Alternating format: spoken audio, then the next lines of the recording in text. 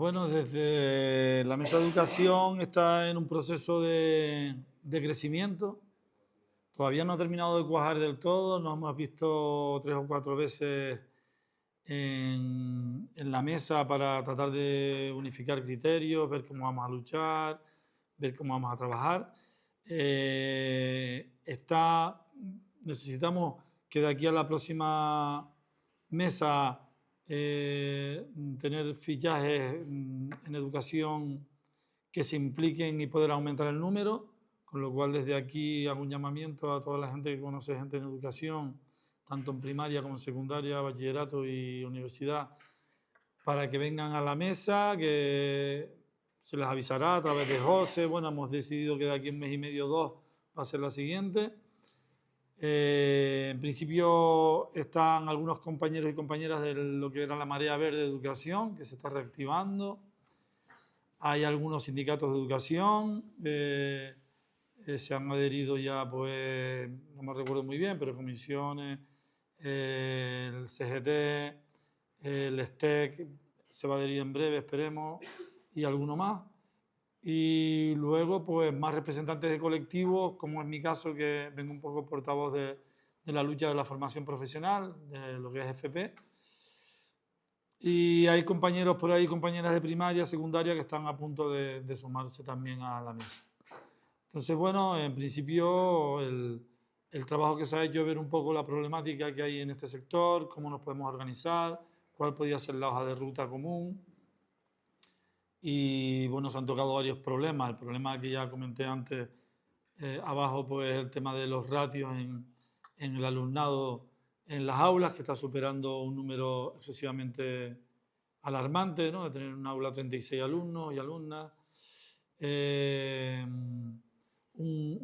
Todas las estadísticas de los estudios sobre las personas con necesidades educativas especiales han dado la voz de alarma y han transmitido a los gobiernos de que el aumento va a ser exponencial. Quiere decir que yo he pasado de hace 5 años de tener 1 o 2 alumnos y alumnas con necesidades educativas especiales, he pasado a tener pues 8 o 10. Ese incremento en el aula no ha venido acompañado de un incremento de dotación, de especialistas, de articular apuestas, de invertir en ese desarrollo de la educación para poder impartir la docencia de manera correcta y digna, con lo cual las aulas cada vez se están convirtiendo en un problema a nivel formativo. Esto viene también derivado porque hay que señalar no solo a Poli, el consejero, que está esquivando balones. El otro día en la concentración de formación profesional salió por los medios diciendo que se habían incrementado 300 profesores este año y ya queda tan pancho y han engañado a todo el mundo. Y parece que, mira, pues los profesores igual están equivocados.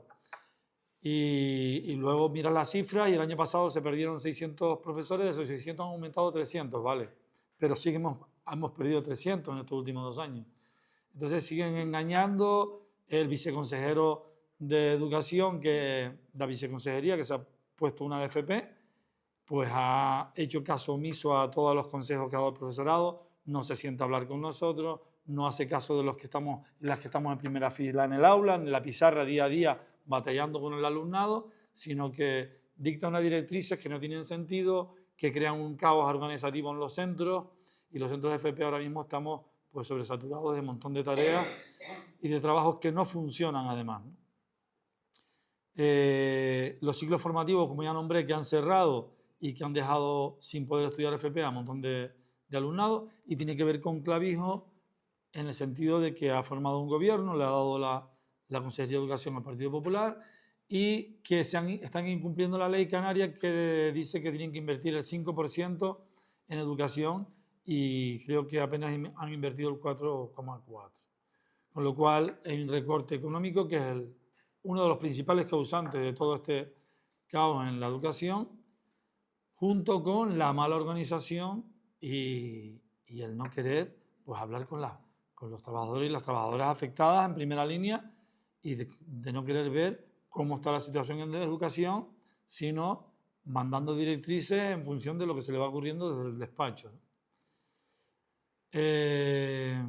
Tenemos una serie de movilizaciones que queremos seguir haciendo, sobre todo en FP, y estamos intentando hacer un llamamiento al resto de los sistemas educativos, primaria, secundaria, bachillerato y la universidad, y esperemos conseguirlo.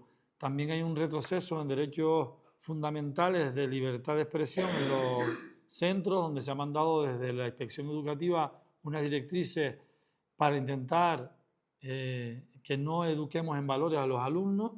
Ellos dicen que es adoctrinamiento de izquierda y nosotros decimos que son valores que están en el sistema educativo, tanto en la programación educativa como en el proyecto general de centros, que están ahí incluidos, que debemos educar por la no violencia, por la paz, por la igualdad, pero desde que se están sacando banderas palestinas en algunas actividades por la paz, han venido corriendo desde Inspección y de la Consejería de Educación a poner cortapisas, con lo cual tenemos que hacer un llamamiento urgente a la población, porque puede que haber una limitación de la libertad de expresión junto con sanciones y amenazas, ¿no?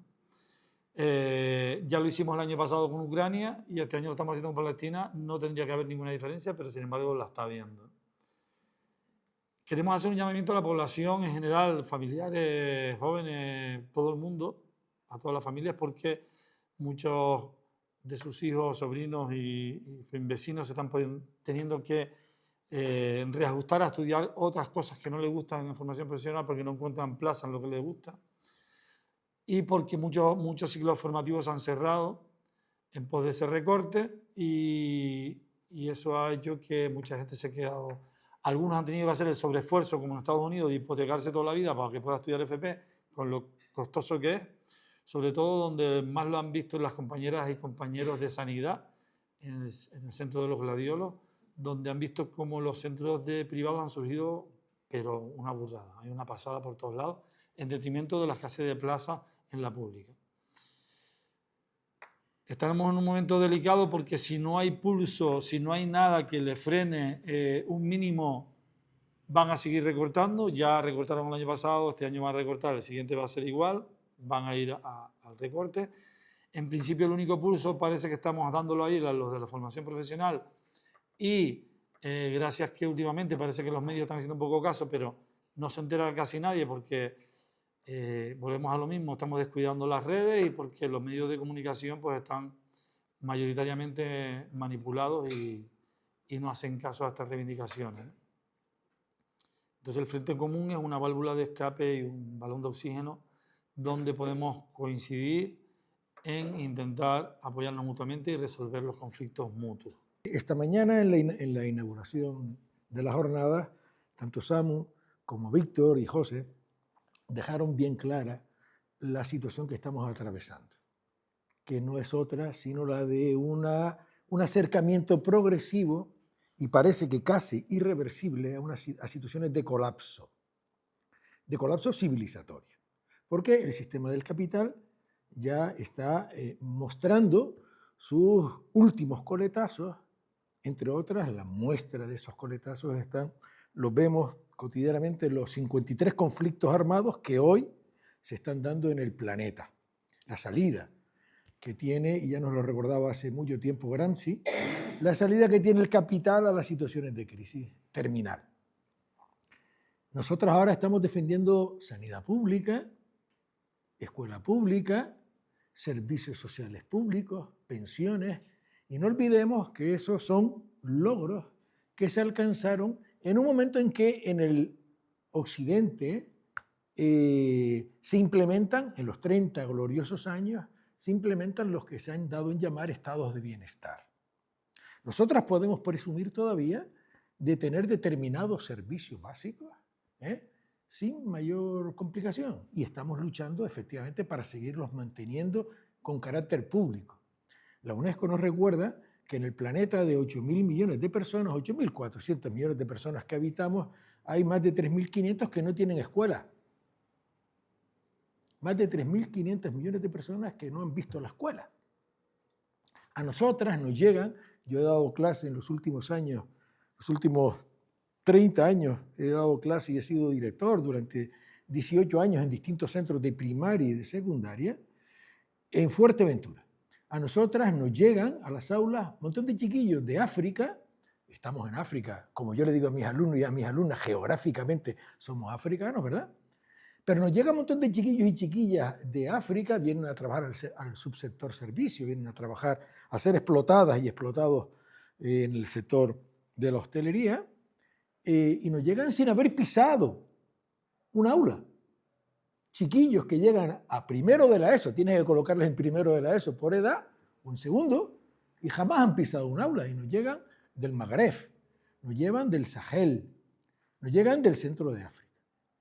Quiero decir, por tanto, que nosotras estamos en una situación de privilegio frente a la mitad de la población mundial que vive cotidianamente, mientras nosotras estamos aquí, con no más de 1,5 € al día.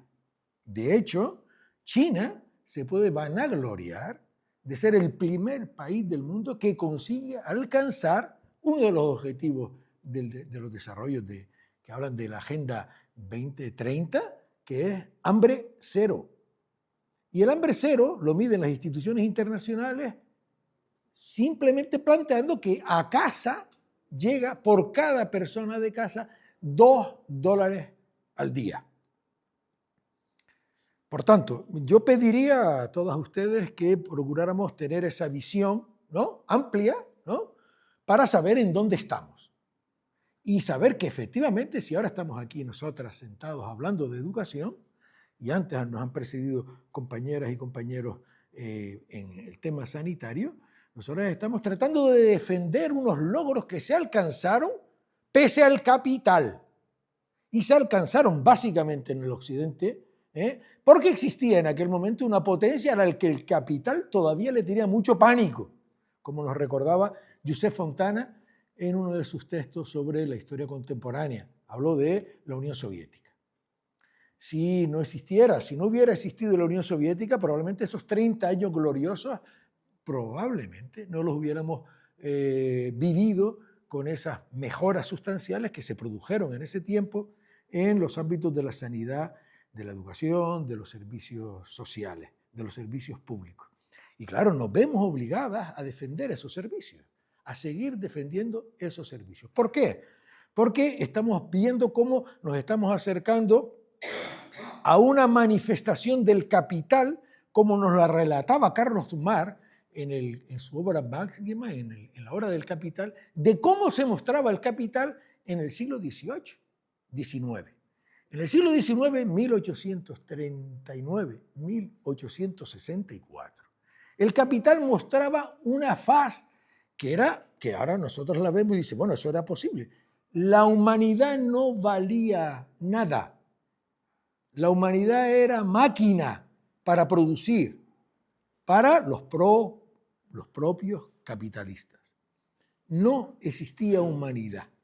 Esa visión que nos refleja Marx en el tomo 3 del Capital, la estamos viendo ahora una vez más. Y estamos temerosos, asustados, porque al occidente colectivo nos están ya pisando los talones para que esa realidad vuelva a ser la que fue en el siglo XIX. Y de ahí nuestro susto. Y entiendo que estemos asustadas. ¿Qué tenemos que hacer? Propuestas como la del Frente Común, con una cierta humildad, con capacidad y con rabia también, que también hay que mostrarla, como antes nos decía la compañera, intentar aglutinar desde la diversidad, colectivos con narrativas diferentes, para intentar subvertir la situación a la que nos están conduciendo. El caso de la educación en Canarias es un caso paradigmático de cuál es la dinámica que tiene el capital para que las cosas vayan en la dirección que ellos quieren. ¿Y cuál es la dinámica? Como ocurría en sanidad. En sanidad han ido más rápido porque en sanidad se mueve mucho más capital, se mueve mucho más dinero. Pero la UNESCO nos recuerda que en educación se está moviendo del orden de $3 billones y eso es un dinero en el que quiere entrar el capital. Quiere entrar. Y por eso la privatización como en España y en Canarias, desde que existe democracia, hemos vivido 8 leyes educativas. 8 leyes educativas. No ha habido tiempo ni siquiera de evaluar ninguna de ellas, salvo la LOCSE, la primera, la de 1990. Si no somos capaces de evaluar el marco normativo, ¿cómo carajo nos sometemos a cambios en la ley? Y los cambios además han sido orientados hacia la pérdida de la democracia interna en los centros, por lo que antes el compañero hablaba de que hay centros que están amenazando a profesoras y profesores para que no podamos trabajar en valores, para que no podamos enseñar la insignia de Palestina, un pueblo que está sufriendo un genocidio evidente, porque ya se han ido encargando los gestores de machacar a los propios centros en sus puestos de trabajo, a los compañeros y a las compañeras, por esa vía de démosle al director o la directora plenos poderes y que haga el director o la directora lo que les dé la gana. Y eso que estamos viviendo cada vez más aceleradamente en los centros educativos es una manifestación de cuál es el crédito democrático de los gestores políticos que gobiernan en Canarias y en España. Gracias.